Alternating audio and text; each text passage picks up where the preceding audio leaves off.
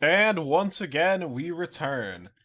Half Hour Henshin, the show where I try to come up with an intro every week, and most of the times I just forget. As always, I am Sleepy Witch, joined by my co-host. DJ Azure, the 2.5D here, talk to her. And as always, we've got, well, not all, I was going to say as always, we have 3 episodes to talk about, but actually, we have a variable amount of episodes to talk about sometimes. Yeah, it depends on what happens during the week, and Yeah. I don't think Originally there's we anything talked about extra. 1, then we talked about 2, then we talked about 3, then 4, now we're back down to 3. Yeah, it depends on if there's any more like Toku that appears. Like, Yep. man, imagine if we were able to watch Dogengers at the time. Like, I would have loved that, but at the same time, you would have needed to watch all of Dogengers before then. Oh God, yeah, that would be a lot to do for me. Yeah, Dogengers is great though. I know it's on the list because you've recommended that before, but yeah, Gotchard episode 3. Yeah, I mean, like the big thing about this one is that we we finally get to see Valvarad. And for once, a kick doesn't work because like we have a mushroom monster that's repelling it. It looks like we're just getting a lot of stuff. Like it's still it looks like it's just really like we still have a lot of the cuteness, but Hotaru is finally learning that he can't just befriend everything like immediately. Yeah, and I like that the way that this is dealt with is just the fact that like the mushroom cap will just bounce him off when he does like a straight kick. Mhm. Which is we're just talking about it. The other big thing, other than seeing Valvarad, is we get his first like suit, not upgrade, but like we get his first second suit, being the skateboard samurai, Yeah. and it's a cool suit. But the big thing about it, in my opinion, the most important part about it, is the fact that it has a different finishing kick. Uh, hmm which has me excited because I hope that means that we're getting like 10 different kicks, like because there's 10 different ones, right? I mean, I'm not sure exactly. I mean, like it depends because technically, I mean, even Odoripa Mantis might actually have a kick, but that's if they made a suit for it. Because so one thing I did notice on the cards, because I didn't notice until now, until I actually got my toy, is that the back of the cards actually do make different helmets for every single pairing. Right. Okay. Yes, yeah. So like if they did make a suit for every single one, then we could have gotten it. But I guess they basically did it in a way that they could just use PNG wild forms for certain things or whatnot, which is Oh, nice. I'm sure, but I mean, we get like confirmed like 10 different suits at least for this starter part, right? Oh, Something. I could see that because like I think Build also had like I four just different I just textures as remember well. when Yeah. you sent me that video that has the toys or whatever. That was like the when Hmm. we got like the toy preview, we got the same way that we have like the helmet for Samurai, we got like the helmet for like a couple different ones. And Oh yeah. so I assume those are like the quote unquote like real forms, the ones that are gonna get suits instead of just PNGs. I mean, we will see because who knows? Like, because like all I know is that I've only seen 3 things well, sorry, 4 things so far, which is just Steam Hopper, Apare Bushido, and Skebo. The Mushroom and Diver, which we're most likely getting next episode, considering the contents of this episode, Right. and the one I'm waiting for, which is Ant Wrestler. Yeah. So just going back to the advertiser, the main ones that make like the quote unquote like I would say like the big cannon suits, it seems that there's 9 of them. Hmm. With Maybe. yeah, so I assumed that we'd get those, and those would be all the suits that he'd work with until he got like his like real upgrade suit. Makes Uh, sense. That makes sense. but yeah, cute episode. Valorant is really funny how he just shows up and just starts fighting this kid.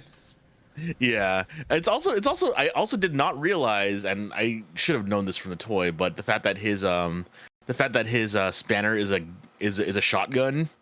I I didn't didn't realize know. I that. did not know it was also a gun until he used it as a gun. Also, to be fair, um, I do like that it's another toy that like uses the cards. I hadn't realized that because I haven't looked into the Valvorad Oh, toy. okay. So I actually did see that. Yeah, the Mad Wheel, like, and like it's also crazy too because he only just uses one instead. He only just uses one card. It doesn't need to be balanced to 10. Yep. But yeah, um, but yeah. Also talk about Gotcha because I mean, like we went through. I mean, like we kind of just jumped around the episode. You know, like there was like we got a lot of cute stuff. Like, you know, but like the main things was that, you know, Hotaro like finally learns that he can't just brute force friendship on everyone, which makes me a little sad because I wanted to see more brute forcing of friendship. I mean, I But think he's still going to. yeah. But it's Uh, really funny too because he's so like ridiculously edgy. Like he is basically just channeling Buffa at this point too. yeah, he's Like he's he's another being our purple edgy boy. boy, but he's being like a righteous edgy boy. I really liked how Mm. before he fought.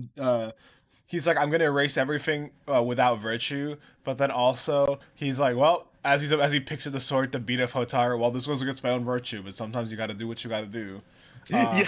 My biggest thing that I thought was really funny, uh, and it was just because I, again, randomly I'll pick up random Japanese words that I'll just remember and like know the translation for.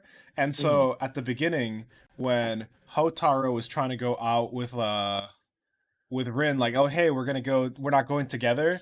And in the sub that I was watching, she's like, I'm not your babysitter or anything like that.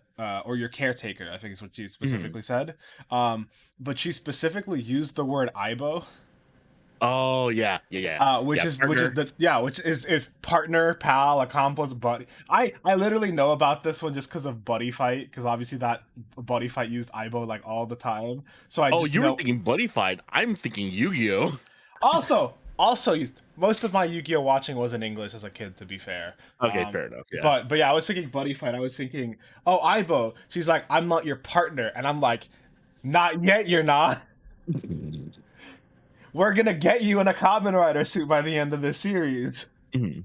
Also, I mean, at least the group that I watched, like I was laughing because I don't remember their names. The other two students, the one from Osaka and the quiet one. But I was laughing because like I saw the tweet before, I saw the tweet on Saturday, like, you know, when The Rock came out. But it's like, how can we let everyone know that this character's from Osaka? Oh, I know. Let's just raid the costume party. So she's wearing takoyaki. She and like and the way that like the group that I was watching like did it, they basically like gave her like the country twang that they give to Osakan characters in most dubs. So I'm like, okay, yeah, they definitely made her an Osakan, and which is really funny too because like another way that they did it too is that the fact that she tried selling the card immediately. Osaka is known for having a lot of merchants as well. So. Uh, Gotcha. yeah, so they basically just like threw in like every single stereotypical Osakan thing into that character, and I was just like, I was just laughing. It was so funny to me. Oh Yeah, man. yeah. It was good. I was wondering if they were gonna, because when they showed Diver in addition Mhm. to Mushroom, I was like, oh, are we gonna have like two enemies to fight this episode, or is it gonna be the thing where like we're just showing that people are going wild everywhere? We're just gonna focus on one, and then like maybe focus on on the other one later. But no, Valvorad shows up to kill him. The Valvorad suit and transformation is cool. I didn't realize again it was a like a heavy transformation as well. But obviously that makes sense with him also being an alchemist. And Yeah, yeah. And the important thing is that he actually does not call himself Kamen Rider Valvorad. He is just Valvorad. well, yeah, yeah. Hmm. For now, Yeah, for now. for now. I mean, the main reason that we also know that he's not a common writer is because he's also he doesn't say Henshin when he transforms. He's got his own little Mm, catchphrase, yep. which I feel like is always like a dead giveaway. Like Henshin is always saved for the writer. Oh, But actually, oh man. Okay, the reason why I forgot, I didn't think about it when I was talking to you, but I remembered when I was doing my group watch, is because you haven't watched it. But he really reminds me of one of my favorite characters from he reminds me of one of my favorite characters from Kamen Rider Drive, which is Mashin Chaser. And Mashin Chaser also was not a Kamen Rider, but he was like one of the best characters ever. He was basically like, you know, kind of an anti-writer. Um, right. in a sense, like just like sorry, he was a humanoid enemy that transformed, but he was so cool. I loved it. He also had like this kind of patchwork look to him, which Valvorad also has. Um, and it was just like it's really hard to explain Chaser without like showing him, but he was just super cool. Like I just loved it a lot. Gotcha. Oh man. But yeah, and then for the next episode, it looks like we are getting our diver mushroom thing. Looks like Rene is actually gonna like open up to Hotaru. It looks like during the next episode. Yeah, because Um, if anything, as far as Rene did set up this episode, it does set up that she's kind of like annoyed with Hotaru a bit. Like, why does he have the writer power?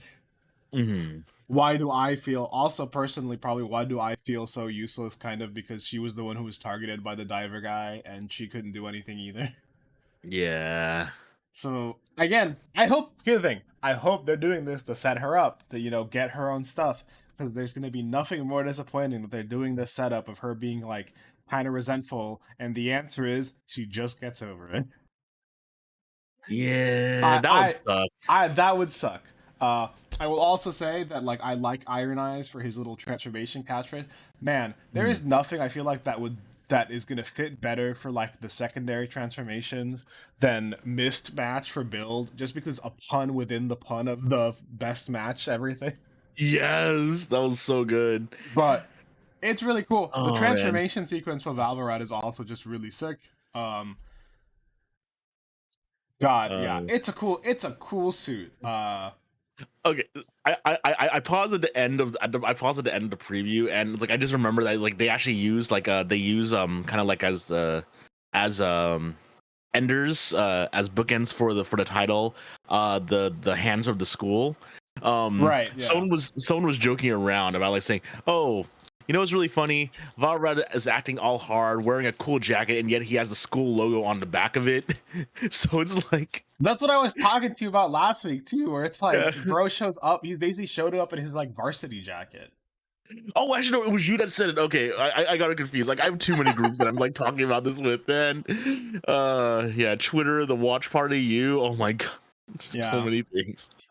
It's so yeah, but yeah, it's so funny. Just like thinking about like he's just acting this hard, but like at the same time, I mean like the teacher did recognize him. He's like, oh, they sent you, didn't they? Oh man, he's like. Yeah. But yeah, like it's actually nice that we are getting like kind of a clash of ideals already. Um, honestly, I still don't know where the show's going yet. I actually cannot tell at this point, which is The really only nice. thing I know, because it's writer, right, is that Mhm. in some way, shape, or form, the school is responsible for the bad things happening. Um, because the school is like the main symbol of alchemy. The dad left, and the dad left with the gotcha driver, and the drivers always come from the bad guys in Rider. Or at least it has the same source of Yeah, energy. it's like the same. It's Um, from the same source. Which again, in this case, it's alchemy. But I feel like we're gonna later find out that there's gonna be like some higher ups, and like the three fate ladies being like back is somehow their fault, and the reason the dad left with oh, the 100 chemis is because he was protecting them from the school, but not like mm, from the whole school. But it's probably gonna be like a like the old higher ups kind of thing. that makes sense. Also, talking about the gotcha driver because I got my toy. I've been playing with it all like for the past like week essentially. That's But fair. actually no, I only got it on Monday and I was just playing. I'm still playing with it. Like it's like I want to get my hands on it right now. But someone actually mentioned to me that apparently it's based on a bento box, which makes so much sense. Oh man, one of my favorite memes I've seen of Hotaro is of him cooking this episode, and it was like autism be damned, this boy can work a grill.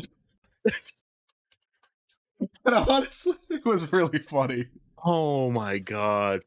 But yeah, I mean, like talk about children's shows. I mean, we actually got to see Gento's dad. Gento's Gento's kid. kid Yeah, in Ultraman. I was gonna say, what do you mean talking about? We're always talking about children's show. That's all we talk about. Yeah, That's a but no, tradition that works no matter what. Um, no, yeah, Ultraman Blazer, episode 10, Parent and Child. Um, Compared to last week's episode, just pretty basic. Very cute. We do get to see that Gento's family is alive and well, so my dark theories Hmm. about that are not true. Uh, so Yeah, honestly, but that's for the best. But But Also, we no, get to see that he's lying to his family. yeah. Oh man. What's actually really crazy about this episode though is that I actually had to ask the big Ultraman person in my community about this, but yeah, it looks like we are finally getting, kind of the government interference that was hinted at since the first episode. Yeah, Like yeah, miscommunication, all the interference and all that stuff. It's just like, oh man, we're to deal with this now. Because it's like we were watching it and like, we basically see like, this cute little, you see this cute little like kaiju baby that's just trying to get back to his mom, and like, yeah, and it's like yeah, kill him, eviscerate him, do not let him live. Um, like Also, like man, even Scar didn't want to do anything about it. the third wave of attacks coming in to hit even as they were like on top of Earth Garon, so Earth Garon gets like caught in the blast too. Yeah, it's like it was like it was so messed up. I'm like, what is this? Like, and it was really funny too because like this episode that did make me realize that oh, Evangelion really is much more of a homage to Ultraman than it was ever to other mecha. Yeah, yeah. But also, as always, just the government in tokusatsu shows. So far, not to be trusted. Yeah. But yeah, no, but like yeah, but like it was just really messed up. Like this entire episode, like I was just feeling really bad for him. I'm like, man, stop doing this BS. Yeah, the Like, suits for it were really cool too. It was really nice seeing the scale of the baby being really tiny. But like, mm. it just this episode felt bad. Honestly, I mean, it turned out really good. Obviously, we're seeing that like Blazar's telling him to save living beings instead of just straight up humans. Because Yeah. Blazar didn't want to. Because he like turns big and then he pulls out the lance. I'm like, oh shit, is he just gonna kill it? Hmm. Um, Oh man, actually talking about Blazer because I remember I was talking about this too. Like I was basically like asking him. I was basically asking, that's that same person. Like, has there ever been such a hostile relationship between the host and the Ultraman? And they're like, not really. Like, there's never been such a hostile relationship because it seems that yeah, Gento and Blazer are like very opposed right now, yeah, and yeah. I and mean, like he it's just keeps taking him over too. And it's like it's really weird. Like just randomly taking him over, as we saw even at the beginning of the episode when he was with his family, he was just mindlessly just constantly like doing the dish and just making suds appear and stuff like that. And like, yeah, but yeah, yeah. it's like Gento and Blazer are not in sync, and I'm really curious as to where this is gonna go. Yeah, that's gonna be the big thing for this is kind of what it's setting up. Because I mean, this episode also set up like two or three new things as far as Blazer. One, he has a powerful scream. Two, Hmm. or sorry, one, he can use the rainbow cutter as a shield, which I didn't know. Uh, but then through he can use ice powers through it. So I wonder if you can do different elements depending on the color he uses or something. Yeah, that makes sense. But But yeah, but then yeah, he like screams this to episode was a block lot of out. setup. Yeah, and then he like just shoved the kaiju's into the earth. Yeah. I'm not entirely sure. I thought he was gonna cocoon them into space, honestly. Um, Yeah. the cutest part about this episode though was at the end, seeing his kid be like, "Yeah, Blazer." At the beginning, his kid being like, "I mean, Blazer's okay, I guess." And then at the end, it's like, "Oh, Blazer's the best." And he's like, "Oh, you want to tell me about how much you like Blazer?" Yeah. Uh, And next episode, it seems like we like it's like at one point we see like the head of like the agency of the GGF like slam on a desk. So I guess there's gonna be more friction between Scart and the GGF, and I'm really excited for that. yep. I mean, this is going to be the beginning of that. We've kind of set up the world. We've had a bunch of fights. Um, God, the funniest thing, I want to save this and use it as a GIF, but I still love just kind of like the end of this preview where they're like, when the meteorite opens, destruction reveals its face or whatever. And you just have the Mhm. like, I just want to do a GIF of like Blazar looking down his arm and just looking up. And you can tell, like, even without the expression, that is the face of a man who fucked up. He was like, ooh, no, I don't know what I've just done, but it is a mistake. Speaking about mistakes, King Oh Oger. man. Man, uh, Oh, as we talked okay. So about the end of yeah. at the end of last week, just the fact that we had basically the attack of one retainer basically seamlessly leading into the attack of the other was really good. Mm-hmm. Mm-hmm. Oh Uh, man, but it's like it's like there's a lot to think about here, but you know, it's like you know, to start off with, I'm just gonna say number one, Jeremy is going through it again, and I feel so bad for him. Like, Jeremy was set up so well after the 2 years, and they just destroyed him. Um, Especially because Jeremy's the only one who was like, first of all, what does it tell us about Jeremy that like the retainer showed up in front and he was the one person ready to block? mm-hmm. That's already telling us that regardless of everything, he still has a little bit of distrust and he's still ready for anyone to swing at him. Yeah, and okay, and now that we're on the topic of Jeremy, because like you know that's where we're gonna start. He lelouched it. Yep. He He lelouched it. he lelouched it. He made himself the bad guy that everyone can unify against. And considering the kings were basically about to do the same thing, they were like, "You retainers need to be the next king. You've overthrown us." And then he just like shows up and he's like, "Actually, I am the evil king. We were able to do it with the guy's illusion." Whew. Yeah, and I was like looking at this, I'm like saying, no, don't use your drama kid powers for this. Yeah. No. Also, I thought, and here's the thing, and it caught me off guard. I didn't even think about it because I thought, oh, this makes sense. The kings are gonna like sacrifice themselves, like with big quotes, and be like taken down, but that's gonna Mm-hmm. give them the ability basically to go into space without having to worry about leaving their people behind Mm-hmm. because they're leaving them basically with new kings. And I'm like, Yeah. oh, that's how this is gonna go. They're gonna do this, and then now they can travel around or fight these guys or go into space, whatever they need to do. That works out perfectly. And then it's like, no. Jeremy Yeah. comes in, and oh man, when I realized what he was doing, my heart just like dropped. It felt so sad. Yeah. Jeremy, And who like, all he's fought for is acceptance. yeah. And like, you know, even though it was a little cheesy and like a little over melodramatic, like the applause from the kings Oh yeah. for what he did there. And the fact that like they barely speak after that moment, and like you know when they started putting the beat down on Leech, they do not say a word, Nope. just pure anger beating her down. Pure anger, but I mean this is also like the big scene for them. They basically just whew. Yeah, and like it's the way that the fight starts off with Gira slamming her down through the floor of the palace. It's like, oh, he is so angry. And the fact that this was a fight that happens without Gira also using like the upgraded mode, he just used regular Red Oger. Yeah, Which, you know, I think that was supposed to be thematic.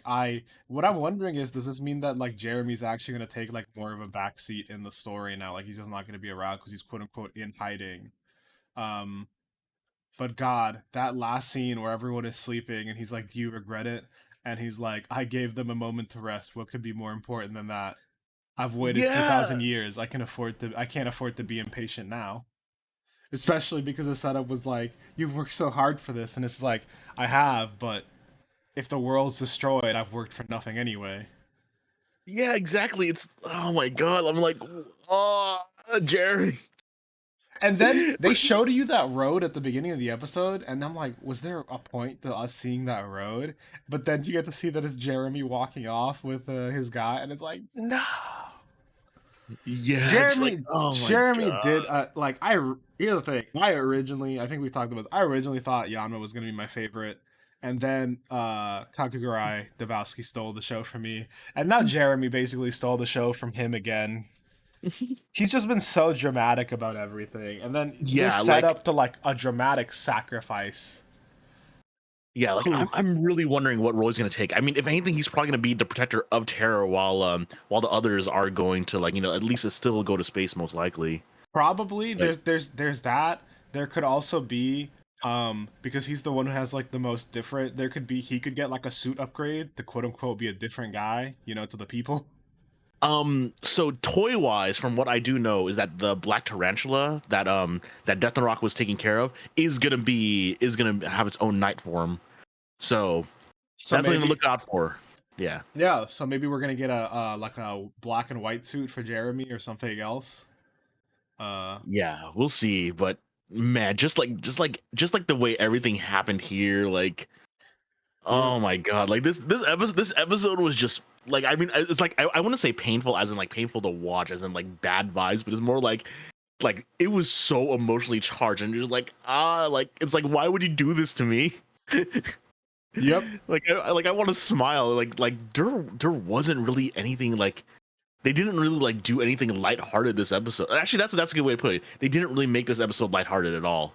Nope. Like, And again, that's the one thing I will say. Like, there's a lot you can criticize about like Japanese media, but I feel like one of the mm, things that I do like a little bit over Western media is that, especially like, because we have to remember that Sentai and Rider are both shows like primarily aimed at kids, and I feel mhm. like the Japanese like TV makers like respect their kids to not be like idiots. Yeah, And here's the thing. It's still, as far as visuals and as far as everything goes, it's not like anything like inappropriate or scary or like really, really like bad happened. We're not getting into like, they're not doing like a psychological thriller, but it's just, yeah. sad things happen and they just kind of let it be and they don't have to. But, oh man, the thing that I've been waiting for next time on Royal Sentai King Oger, the man responsible for the fury of the gods. I know. Like they're answering a lot of stuff right now. Like I don't know if it's moving fast or slow. Like I'm so confused right now. It's gonna depend. But the secret sealing technique that Rita inherits, and it looks like another sad one.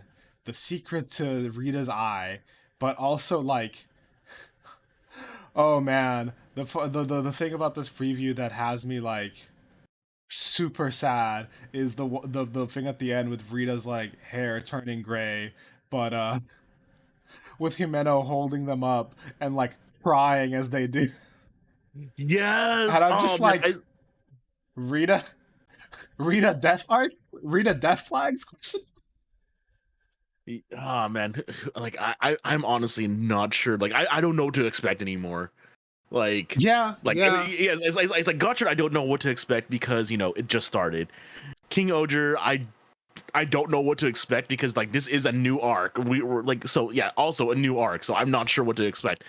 Blazer Blazer is the only one I kind of have a feeling, mostly because like they finally like showed their hand of what the GGF is up to. But Yeah. like oh man, As I'm far as it goes, Gotchard and its first couple episodes has, I think, worried more about setting up the personalities of their characters than their quote unquote mhm, like big plot. And so mhm. we're not predicting it because there's not a lot to go on there yet. We're just kind of meeting our guys and seeing what they're like. Uh, Blazer is our first Ultraman series, so it's also, we don't have like some of the context for things. But yeah, it seems to be like that they've showed their hand, so now there kind of is something to grasp at. And then Yeah. yeah, unfortunately Oger just decided that like for its second part, it's gonna throw us like a huge curveball, and then it's like, oh yeah, there's like ceiling powers and like there are stuff you still don't even comprehend. So But the crazy part about this though is that all of this stuff has technically been like foreshadowed, even like just small bits. Like Rita's first episode was yeah Rita's first episode had her like show like putting a lot of emphasis on the fact that her other eye is a different color.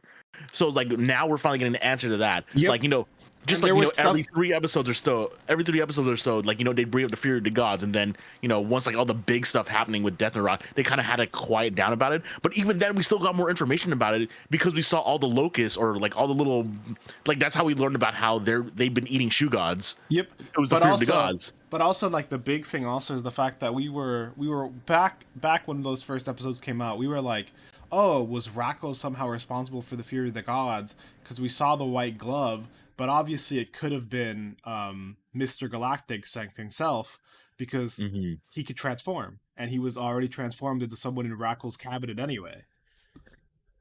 Yeah. So Oh man.